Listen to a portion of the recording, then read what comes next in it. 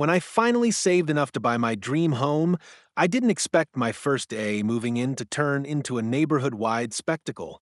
The house was perfect: 3 bedrooms, a quiet cul-de-sac, and a spacious backyard for my dogs.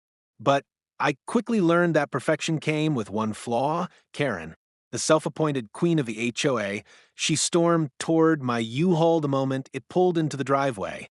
Blonde bob bouncing, sunglasses perched with self-importance, she barked, "You can't park that here.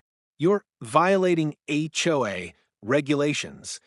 I calmly told her I'd be done unloading in a few hours and reminded her I was now a homeowner too. That only enraged her more. She whipped out her phone and called the police, reporting a suspicious truck blocking the street.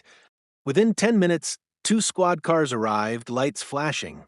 I showed them my deed, my ID, and even a copy of the HOA welcome packet, which had no rules about temporary moving trucks.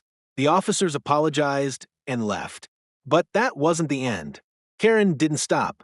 The next day, she complained that my welcome mat was too colorful and that my front door wreath was not seasonally appropriate. I started getting daily violation notices. Most were absurd: trash bin visible for 5 minutes, curtains too dark from the street.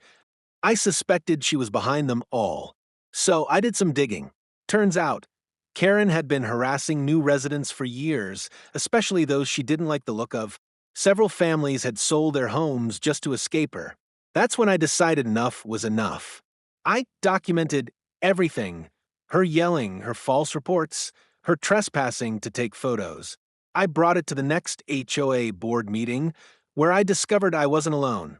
One by one, neighbors stood up and shared their Karen horror stories. The board was shocked. A few members even confessed they'd been bullied into silence. A vote was taken right then, and there, Karen was permanently removed from the HOA board. But the story didn't end there. Apparently, she'd been misusing HOA funds for years, paying for private landscaping on her property with neighborhood dues. An audit was launched, and she was hit with a lawsuit.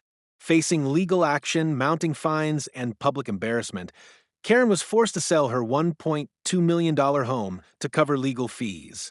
The house that once symbolized her control became her downfall. As for me, I finally got to hang my wind chimes, plant my bright flowers, and host barbecues without fear of another complaint. And the best part? Peace finally returned to the neighborhood, one moving truck at a time.